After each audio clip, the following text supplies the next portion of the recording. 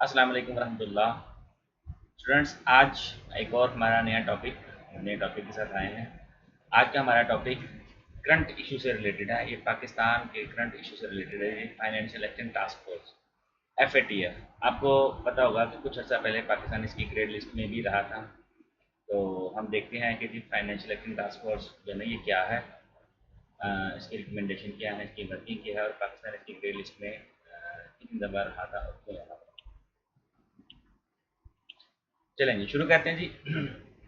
Financial action task force global money laundering और terrorist financing watchdog है। ये ऐसा इदारा है जो कि रोकता है जी मनी लॉन्ड्रिंग को और टेररिस्ट फाइनेंसिंग को रोकता है। इस इदारे का काम ही यही है कि जी टेररिस्ट फाइनेंसिंग को दुनिया में रोका जाए और मनी लॉन्ड्रिंग रोकी जाए ताकि दुनिया में अमन कायम किया जा सके। एक इंटर गवर्नमेंटल बॉडी है। इन्होंने कुछ इंटरनेशनल स्टैंडर्ड्स जो है ना वो सेट किए थे और इस मकसद the aim to prevent these illegal activities. वो एक्टिविटीज़ जो इलीगल हैं और सोसाइटी के लिए हार्मफुल हैं उनको रोकने के लिए इन्होंने ये काम शुरू किए। As a policy making body, FATF works to generate the necessary political will to bring about national legislative and regulatory reforms. इन्होंने कोशिश की है कि जो दुनिया में ये लोगों को बताएं, ऐसी पॉलिटिकल नेसेसिटी जो है वो लोगों को बताएं, जनरेट करवाएं कि कुछ ऐसी कानून साजी की जाए जिससे इलीगल एक्टिविटी या ऐसी एक्टिविटी जिससे सोसाइटी को प्रॉब्लम हो उसको रोका जा सके। एक्चुअली ऐसे इदारे जो है ना ये पॉलिटिकल विल पे बहुत ज़्यादा चलते हैं। बेशुमार ऐसे इनके जो काम है ना वो सियासत की नज़र हो जाते हैं, जो भी इंशाल्लाह आगे देखते हैं।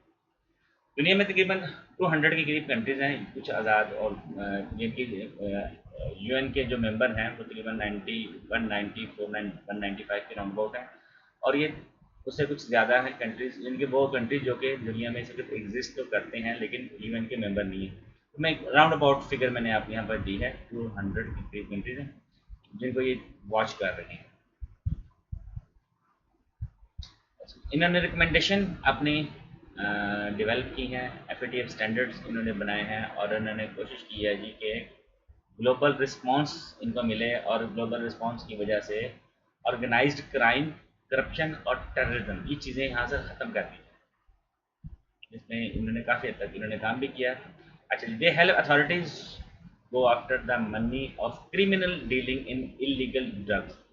इलीगल ड्रग्स को भी रोकते हैं, नशियात को रोकते हैं, ह्यूमन ट्रैफिकिंग यानी कि इंसानों की स्मगलिंग और इंसानों को एक मुल्क से दूसरे मुल्क में जो है बगैर परमिशन के, बगैर वीज़ा के जाने, ये भी इनके इनके रूल्स में आता है। उस तरह के दूसरे क्राइम्स भी इसमें ये डील करते हैं। इसके अलावा इन्होंने कोशिश की है जी कि वेपन्स को फंडिंग रोकी जाए। और वेपन कौन सा जी? मैस डिस्ट्रक्शन से मुराद ये है कि बड़ी पैमाने पर तबाही फैलाने वाले हथियार। आपको शायद याद होगा कि जॉर्ज डब्ल्यू बुश के सेकेंड टेन्योर में इन्होंने अमेरिका ने हमला किया था इराक पर और इल्ज़ाम लगाया था कि इराक के पास वेपन ऑफ मैस डिस्ट्रक्शन मौजूद है। तो वो कंट्रीज़ जिन पर इन्होंने पाबंदी लगाई है या वो इदारे जिन पर पाबंदी है वो वेपन नहीं खरीद सकते और वेपन ऑफ मैस डिस्ट्रक्शन तो बहुत बड़े पैमाने पर ये काम कर रहे हैं।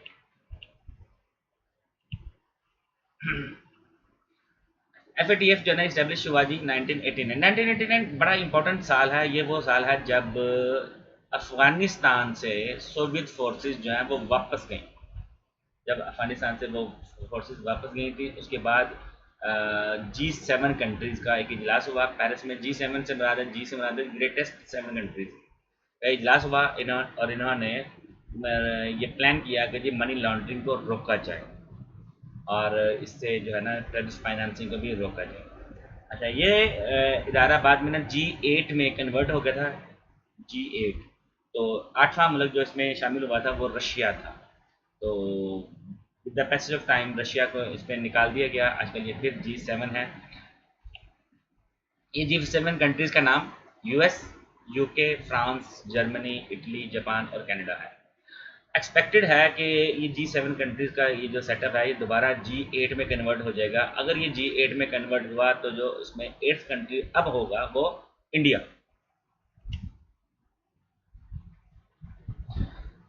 89 में जैसे मैंने आपको बताया कि रशिया सोवियत फोर्सेस वहाँ से वापस जाने के बाद जो है ये इन्होंने काम शुरू किया। तो 2001 में एफएटीएफ ने एक्सपेंड किया मैंडेट को, अपने इस दायरा कार को बढ़ाया, और इसमें टेररिस्ट फाइनेंसिंग को इंक्लूड किया गया, मनी लॉन्ड्रिंग। उसमें होता है कि मनी लॉन्ड्रिंग वो कहते हैं जी कि इसीलिए ये होती है कि टेररिस्ट फाइनेंसिंग हो सके, टेररिज्म ऑर्गेनाइजेशन को पैसा दिया जा सके। लीगल तरीके से तो ज़ाहिर देना बहुत मुश्किल है, तो प्रोसीजर ये है कि करते हैं कि जी इलीगल मनी जो है ना वहाँ पर ट्रांसफ़र की जाए, ताकि वो पैसे उस पैसे से वो वेपन खरीदें और दुनिया में तबाही फैलाएं। उसके बाद ये अप्रैल 2012 में इन्होंने मज़ीद आगे सेटअप को बढ़ाया, और काउंटर जो है ना financing of the proliferation of weapon of the mass destruction भी इंक्लूड कर दिए, ठीक है, पहले इसमें इंक्लूड नहीं था। ऑब्जेक्टिव क्या है जी एफएटीएफ के? To set a standard and promote effective implementation of the legal, regulatory and operational measures of the combating money laundering। ठीक है, सबसे पहले ज़ाहिर है मनी लॉन्ड्रिंग इंटरनेट फाइनेंसिंग है, इसके लिए इन्होंने ऐसे रूल्स बनाने शुरू कर दिए, ऐसे रूल्स बनाए, दुनिया को बताया कि जी दुनिया में अमन कायम करने के लिए ये ज़रूरी है कि जी ये चीज़ों को रोका जाए। सबसे पहले इन्होंने अपने मेंबर्स पे काम शुरू किया, वहाँ से प्रोग्रेस करते रहे, फिर आगे इनकी रिकमेंडेशन चली, रिफ्यूज़ जो है ना मनी लॉन्ड्रिंग पे इन्होंने काम किया, टेररिस्ट फाइनेंसिंग को रोकते रहे, काउंटर मेजर्स भी इन्होंने काम किया। तो अब ये ग्लोबली एफएटीएफ की जो रिकमेंडेशन है वो ग्लोबली वो इम्प्लीमेंट हो रही हैं, और ये दो लोग उसे अडॉप्ट भी कर रहे हैं। अब लाजमी हो गया है कि जी आप कि कोई भी कंट्री जो है वो एफएटीएफ की रिकमेंडेशन को वो निगेट नहीं कर सकता। अगर ये निगेट करेगा तो ये इसको ग्रे लिस्ट में डाल देंगे। एफएटीएफ कंट्रीज के मेंबर्स की तादाद आजकल नाउअडेज जो है ना वो 39 इनके टोटल मेंबर्स हैं, जिसमें 37 मेंबर्स हैं और 2 रीजनल ऑर्गेनाइजेशंस हैं, जो कि इनका काम यह है कि दुनिया में पीस को कायम रखना है। एफएटीएफ के कुछ एसोसिएट मेंबर्स की तादाद भी है, और वो है जी 9 ऑर्गेनाइजेशन जो है दुनिया में ऐसे हैं जो एसोसिएट मेंबर। ये वो है जो कि अभी मुकम्मल तौर में इनके मेंबर नहीं बने, और एक्सपेक्टेशन है कि जी मज़ीद ये आगे तरक्की करते हुए आगे जाएंगे। अब आते हैं जी एफएटीएफ और पाकिस्तान। एफएटीएफ पाकिस्तान इनका हिस्ट्री है। एफएटीएफ पाकिस्तान वो 3 दफ़ा अपनी ग्रे लिस्ट में डाल चुका है, 3 दफ़ा। फर्स्ट टाइम फरवरी 2008 से पाकिस्तान इसके ग्रे लिस्ट में गया, और ये जून 2010 तक रहा, ठीक है, ये इसमें इंसान। तो एफएटीएफ की ग्रे लिस्ट में जाने का जो नुकसान है वो ये है कि ये आपको वॉच करना शुरू कर देते हैं, और अगर आप इसकी दी गई हदायत इंस्ट्रक्शन पे अमल नहीं करेंगे तो ये आपको ब्लैक लिस्ट भी कर सकती हैं। इस वक्त दुनिया में सिर्फ 2 ही कंट्रीज़ हैं जो कि ब्लैक लिस्ट हैं, एक ईरान, दूसरा नॉर्थ कोरिया। तो अगर खुदा न खास्ता कोई और कंट्रीज़ में मज़ीद चला गया, या जैसे पाकिस्तान है अगर चला गया, तो दुनिया जो है वो पाकिस्तान के साथ या कंट्री के साथ ना कारोबार करना बंद कर देती है। तो बहुत मुश्किल हो जाता है दुनिया के साथ ना कारोबार करना।